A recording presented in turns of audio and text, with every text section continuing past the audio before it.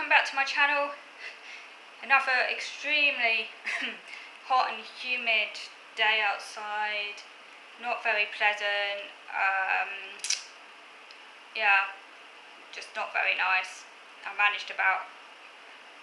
was out for about 45 minutes, can't manage any more than that. Way too hot, just enough to get some vitamin D and a slight exercise. I couldn't really run today. You can't run on a day like this, so I can't really exercise properly. It's just oppressive and hope it won't last too long, this heat wave. Yeah, so I just wanted to show you, here's one of the butterflies that I've made recently. It's a knitted butterfly with felt and buttons on it. I'm pleased with it as a first attempt. I like to make a few more of these. I might make a stripy one possibly. But yeah, I just thought I'd show it to you. What I've been up to. I love it. I got these little buttons from Hobbycraft that I ordered. I like them. So yeah, maybe I just thought I'd do a video since I've got a bit of time. I haven't really prepared this one, so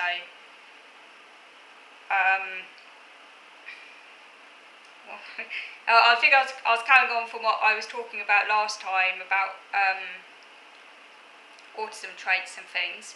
By the way, if you've got any questions that you'd like to ask me, or any requests for any future videos, do let me know, because I'm always happy to answer any questions that you might have. Well, maybe I could spend time doing a video on it. So if you've got any questions you'd like to ask, just put them in a box below. So thinking about autism traits then, so last time I was talking about executive skills and difficulties doing tasks that are not intrinsically motivating or rewarding for me, that I'm not inherently interested in. So things like filling out forms and a sort of more mundane kind of adulting, daily living tasks that don't fall under an interest. So I'm fine with cooking, because cooking is something I'm very, very interested in and something that I'm very good at. And that's because it's an area of strong interest of mine. Maybe I'm slightly unusual in that regard, because many autistics actually food is a particular problem for them, which I'm aware many autistics eating and food is an area of problem for me. It's an area of interest and something I do actually very much enjoy, and I love cooking, and I have a very varied, healthy diet. There aren't many foods I don't like. Most foods I like. I love trying food. I love trying different combinations. From a sensory wise, it gives me a lot of satisfaction and pleasure.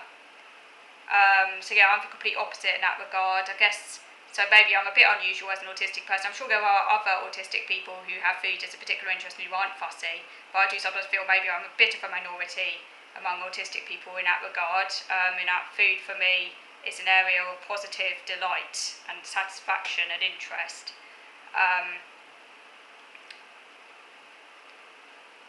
And there's indeed been a lifelong interest, sometimes to the point of fixation and obsession, but in a generally quite positive sense of the word. Driving my parents a bit up the wall as a kid when I used to basically talk about it too much though. I liked playing with food as a kid, like toy food, like plastic food. I actually remember on my 8th birthday, it was about 8, maybe 9, but we were on a holiday, because my birthday is in the summer, staying at a caravan site in Stratford upon Avon, because we used to go there every year until I was about 10. And I remember getting, it was a bag, it was on my birthday, and I was opening my presents in my parents' bedroom in their bed in the morning, and I received a plastic bag containing toy plastic food, like toy banana, toy orange, I think it had a toy tart in there, toy chocolate cake. And I remember that was one of the best presents I ever got, and I can still remember how excited I was. Because I think I already knew I was getting that for my birthday anyway, because I'd seen it in a toy shop and I really wanted it. But when I got it for my birthday, I was so excited. So yeah, anything to do with food, always been very into. So, trying to think other autism traits I haven't covered. I think there's one of them which might be connected to the empathy issue I talked about in one of the videos. Is that I do very much struggle with feelings and emotions, and I'm a very I'm a very sort of intellectual person in the sense that I struggle to deal with feelings because I find them very difficult to manage and I don't like them.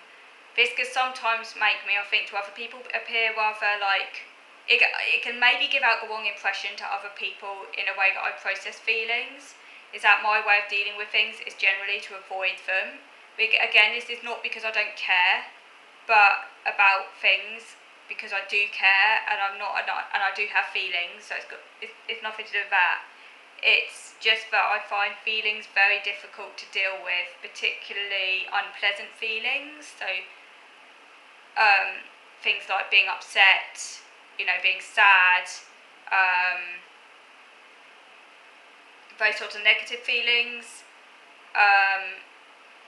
I find very hard to process. So my strategy is generally avoidance, so distraction. So generally just carrying on my routine, almost as though nothing bad has happened. And again, this can make me look like I'm rather unfeeling and cold when I'm not. And it's not like I don't care. It's just that feelings, I don't know what to do with unpleasant feelings. I don't know how to process them. I don't know how to deal with them. I'd rather not have them. They're painful. And I think it comes under this general intolerance of pain of all descriptions, which again might be which is probably also why I have such a severe germ phobia. Obviously, pain, physical or mental, I can't deal with pain. I find any pain very difficult. Actually, I'd caveat that a bit because it depends on the type of pain. So I can endure a vaccination and that comes with some pain afterwards. I don't like it, but I could put up with it. But I think the reason for that is because it's a predictable pain and also it's in a good cause and it's logical and I know why I'm experiencing it. And also I could put up with that sort of pain. Certain pains, anything affecting the nose or throat, so colds and things like that, that sort of pain I really struggle to cope with. Obviously being sick, I have emetophobia, so that also feeds into that. Any sort of like whole body pain, I think it's like whole body pain I really struggle with. But if it's like a controlled, localised pain that has a clear reason, like vaccination, I'm fine with. I used to, as a kid, I was scared of needles up until, I think most kids are though. I was terrified. I distinctly remember being about 4 years old at the doctor's surgery, hiding because I didn't want to be jabbed, and then the nurse controlling me with sweets, and I think I was screaming and I was hiding and stuff. So at one point I had a needle phobia, but then I overcome that. I think I must have overcome it around the age of 6 or 7 because I don't have it anymore. But again, I think most kids are scared of needles. It's quite a common phobia for children. Some people still have it as adults, but thankfully I don't have that one anymore. But yeah, I don't, anything like whole body pain, so illness, terrifies me.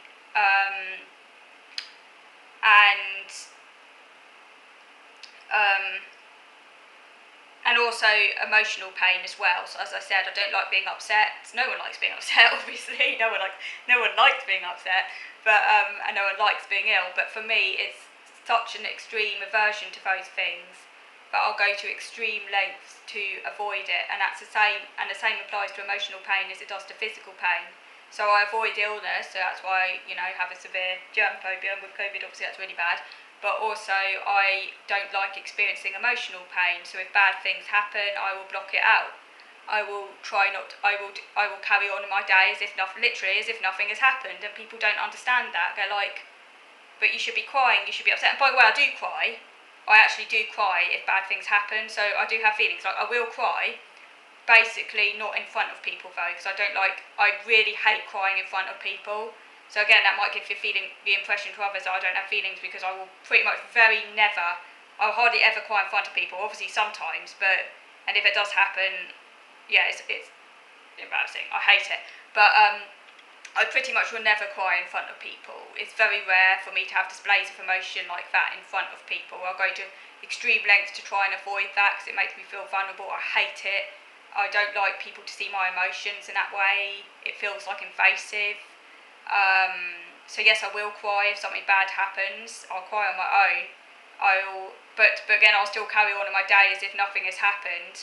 I won't get depressed about it. I won't get down in that way. I don't even grieve in a normal way, and that sometimes makes me feel like I'm a bit of a weird person. But it's just my way of like dealing with things. I don't tend to have.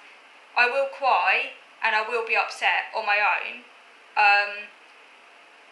I hate any emotion is bad, but I hate emotions basically. But I will carry on with my life as if nothing in the same way as normal. So it won't stop me living in the same way as normal. I won't stop doing things if something bad has happened. I will still carry on doing what I normally do. So that's the way I deal with things. But like I say, other people could get the wrong idea and think that I'm not affected by what's happened. But I'm just not affected in the same way other people are, basically. And also I'm very matter of fact about things. So if something bad has happened, my way of dealing with it is like, well, we can't change it. It's bad and I'm upset, but I can't change it. And I will be upset, but that's my way of dealing with it. I guess I'm quite stoical just naturally, but I think it's my way of avoiding negative emotions because I can't deal with negative emotions. So my way of dealing with that is just avoidance and to sideline them. But if you are autistic watching this, do let me know, because I'm not sure if this is just unique to me or whether other autistic people might share it, but I do feel it is connected to my autism, and I do feel it's also connected to my problems empathising with other people, because obviously if I distance myself from emotions and try and avoid them, mainly negative emotions, I'm fine. Happy emotions and positive emotions I'm more okay with, although I can still find them overwhelming. Generally I prefer a kind of more not too emotional approach, because any emotion could be a bit overwhelming, but particularly negative emotions overwhelm me the most. So I could put up with positive emotions more than negative emotions. Positive emotions are okay. I enjoy a good joke just the same as any other person. I laugh, I have positive emotions, I get happy. I don't like anything too overwhelming though, but I can get very happy where I jump up and down and woohoo.